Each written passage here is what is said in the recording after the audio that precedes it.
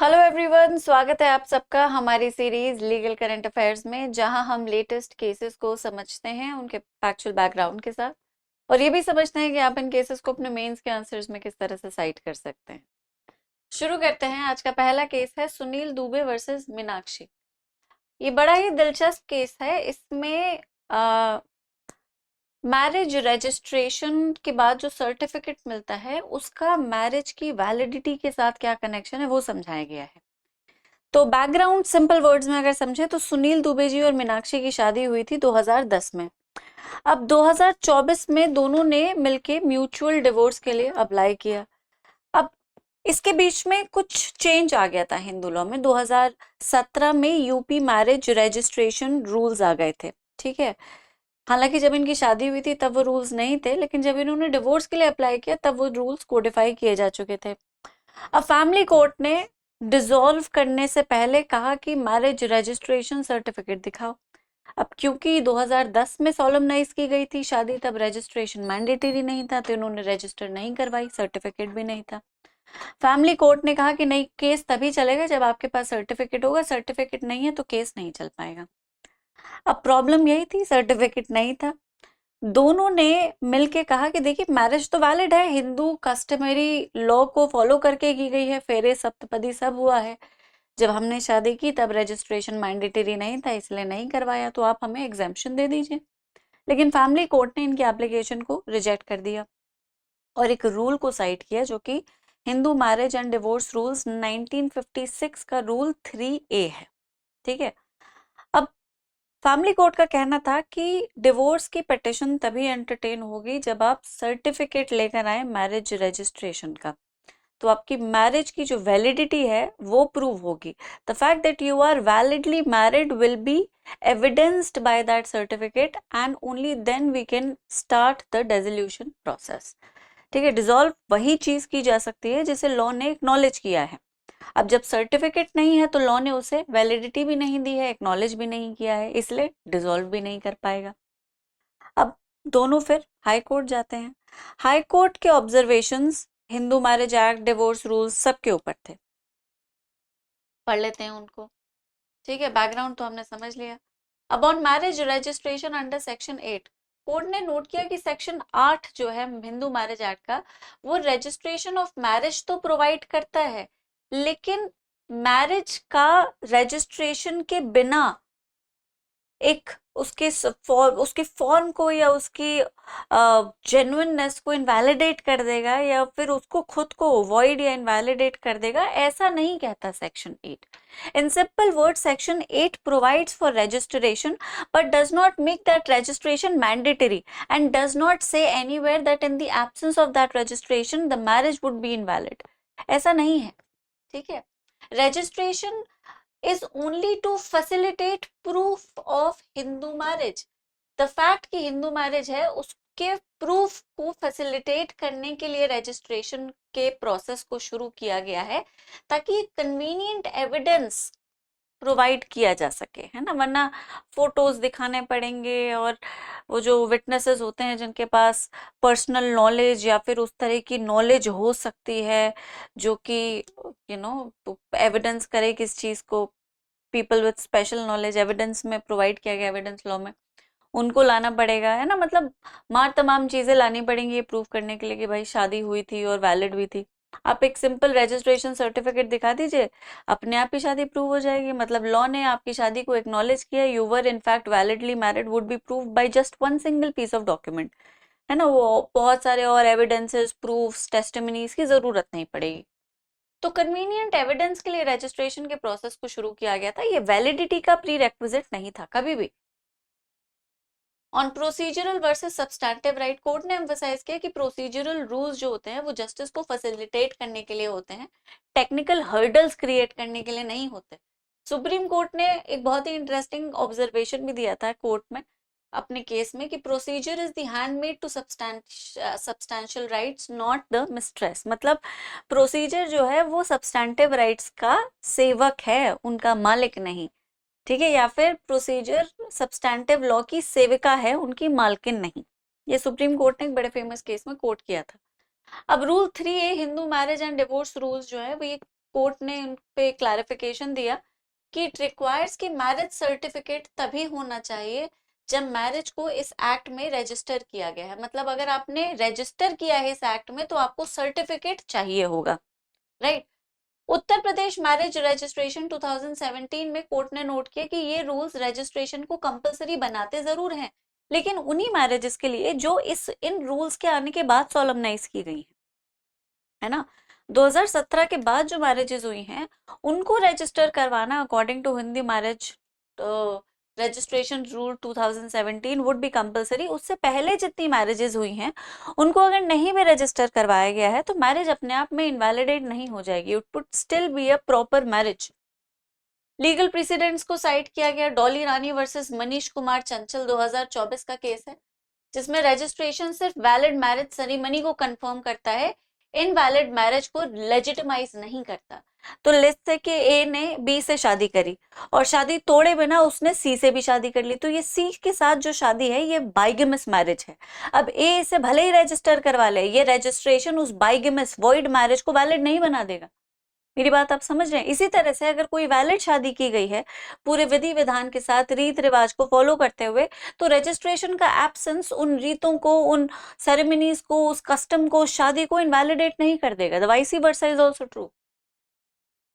संग्राम Singh versus election tribunal, procedural law should facilitate justice not create technical traps. Court के directions क्या है? Allahabad high court ने पिटिशन अलाउ कर दिया फैमिली कोर्ट के ऑर्डर को सेट असाइड करते हुए। फैमिली कोर्ट को डायरेक्शन दिए गए हैं कि म्यूचुअल डिवोर्स केसेस को मैरिज रजिस्ट्रेशन सर्टिफिकेट के बिना आप प्रोसीड कीजिए, specially for the marriages that were solemnised before 2017। वो एक टेक्निकल हर्डल नहीं होना चाहिए, ठीक है। Expeditious disposal pending divorce proceedings का since 2024 with proper opportunity of hearing, emphasised compliance, section 21B of Hindu marriage act regarding statutory timelines. कौन कौन से प्रोविजंस को रजिस्ट्रेशन ऑफ मैरिज में कंसिडर किया गया, ये पढ़ लेते हैं। Section 8(1) of HMA enables the state government to make rules for the purpose of registration of marriage. 8(2) mention करता है कि regardless of what is stated in subsection 1, state government अगर उसे लगता है और अप्रोप्रिएट लगता है, mandate submission of details mentioned in subsection 1 within the entire state or specific region, either universally or for specific cases. In instances where such directives are issued, anyone who violates any such regulation established in this regard may face a fine of up to 25 rupees. ठीक है। मुस्लिम law में registration in Muslims is compulsory and mandatory भी है, as a Muslim marriage is treated as a civil contract. उनका जो solemnization है, मतलब it is a contract and procedure, ठीक है। वो अपने प्रोसीजर में उसका जो सिमिलैरिटी है वो कॉन्ट्रैक्ट से, मतलब उसका जो फॉर्म है प्रोसीजरल फॉर्म, वो कॉन्ट्रैक्ट से मिलता जुलता है। एवरी मैरिज जो कि मुस्लिम्स के बीच में कॉन्ट्रैक्ट की जाती है आफ्टर दिस रजिस्ट्रेशन रूल्स, उसको रजिस्टर करना कंपलसरी होगा with in 30 days from the conclusion of निकाह सेरेमनी। निकाह नामा वो लीगल डॉक्यूमेंट है मुस्लिम मैरिजेस में जिसमें मैरिज की एसेंशियल कंडीशंस और डिटेल्स दे रखी होती है। क्रिश्चियन लॉ पे section 27 to 37 of the Indian Christian marriage 1872 लगता है, जो रजिस्ट्रेशन प्रोसेस को स्पेसिफिकली एड्रेस करता है। Among Indian Christians, marriages must adhere to prescribed regulation as they are typically officiated by clergymen affiliated with the Church of England. ठीक है। Consequence क्या है नॉन रजिस्ट्रेशन का? Consequence of non-registration can vary depending on the context and legal requirements. ये कुछ general implications हैं। Legal recognition while registration is not mandatory, से ध्यान रखना जरूरी है, registration mandatory नहीं है वैलिडिटी के लिए। मोस्ट केसेस में ये कंक्लूसिव एविडेंस हो सकता है कि शादी हुई थी। रजिस्टर्ड मैरिज सर्टिफिकेट के बिना उस शादी की एग्जिस्टेंस को प्रूव करना मुश्किल हो सकता है कोर्ट ऑफ लॉ में, ठीक है। ये एक, like I said, registration was only a convenient evidence, ठीक है। Rights and benefits, registered marriage certificate जरूरी होता है कई बार वेरियस राइट्स एंड बेनिफिट्स को अवेल करने के लिए जो गवर्नमेंट प्रोवाइड करती है, जैसे कि इनहेरिटेंस राइट्स हो गए, स्पाउसल बेनिफिट्स हो गए, सोशल सिक्योरिटी स्कीम्स हो गई। नॉन रजिस्ट्रेशन में इन एंटाइटलमेंट्स को डिनाई किया जा सकता है, क्योंकि आप प्रूव कैसे करोगे कि आप शादीशुदा थे, है ना। लीगल प्रोसीडिंग्स में डिस्प्यूट्स जो कि मैरिटल स्टेटस पे हैं प्रॉपर्टी राइट्स पे हैं, डिवोर्स पे हैं। Registered marriage certificate legal proceedings को सिंप्लीफाई कर सकता है। एक क्लियर डॉक्यूमेंटेशन मैरिज का आपके हर मसले को, मतलब के एग्जिस्टेंस को एज प्रूफ कोर्ट के सामने रख सकता है। नॉन रजिस्ट्रेशन में ये मैटर्स कॉम्प्लिकेट हो सकता है, लीगल प्रोसेस प्रोलॉन्ग हो सकता है। वीजा एंड इमिग्रेशन में रजिस्टर्ड मैरिज सर्टिफिकेट हो सकता है जरूरी वीजा एप्लीकेशन इमिग्रेशन पर्पस के लिए, स्पेसिफिकली फॉर स्पाउसेस जो अपने पार्टनर्स को विदेश में ज्वाइन करना चाहते हैं। नॉन रजिस्ट्रेशन में ये प्रोसेस जो है वो एक एज इंटरफेरेंस अटक सकता है। ठीक है। लैंडमार्क केसेस जो रजिस्ट्रेशन ऑफ मैरिज पे हैं उनमें से एक है सीमा वर्सेस अश्विनी कुमार और अब्दुल कादिर वर्सेस सलीमा। 1886 का केस है, ये पढ़ सकते हैं। ओके, अगले केस की तरफ आते हैं। ये है Sushila Patel versus state of Uttar Pradesh. अब इसमें मैटरनिटी रिलीफ का डिनायल जो कि डायरेक्टर ने किया, सुशीला पटेल के जॉब के डायरेक्टर ने, specially when high court allowed maternity leave, और फिर उनके जॉब के डायरेक्टर ने कह दिया कि नहीं नहीं मैं इसे नहीं मानूंगा, तो विद इट ये सिविल कंटेम्प्ट का एक्चुअली केस है ना। सिविल कंटेम्प्ट इंपॉर्टेंट टॉपिक है और उस पर इतनी आसानी से केसेस मिलते नहीं हैं, इसलिए ये केस आपके कंसेप्ट में सीधा इनकॉर्पोरेट किया जा सकता है। ओके, अब केस में क्या हुआ कि सुशीला पटेल जो है वो एक गवर्नमेंट एम्प्लॉय थी, UP horticulture and food processing unit की, डिपार्टमेंट की। इन्होंने मैटरनिटी लीव के लिए अप्लाई किया, लेकिन डिपार्टमेंट के डायरेक्टर ने कहा कि नहीं, मैटरनिटी लीव अगर आप ले रहे हैं तो if you have already taken a maternity leave for one pregnancy, तो दूसरी प्रेगनेंसी में कम से कम 2 साल का गैप होना चाहिए। अगर नहीं है तो फिर आपको मैटरनिटी लीव नहीं ग्रांट की जाएगी, राइट। तो if there isn't a gap of 2 years, then maternity leave will not be given to you.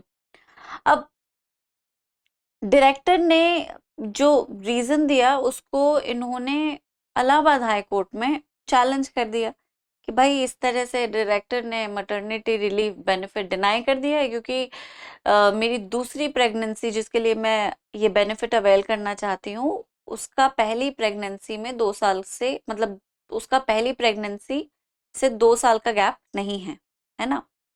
अब नवंबर में हाई कोर्ट में जब उन्होंने ये पिटिशन डाली थी तो हाई कोर्ट ने उनके फेवर में इस रीजन को हटा दिया था, मतलब जो भी ये डायरेक्टर ने जो रीजन दिया था उसको सेट असाइड करके हाई कोर्ट ने मैटरनिटी रिलीफ ग्रांट कर दिया था, ये कह के कि ये रीजन अब्सर्ड है।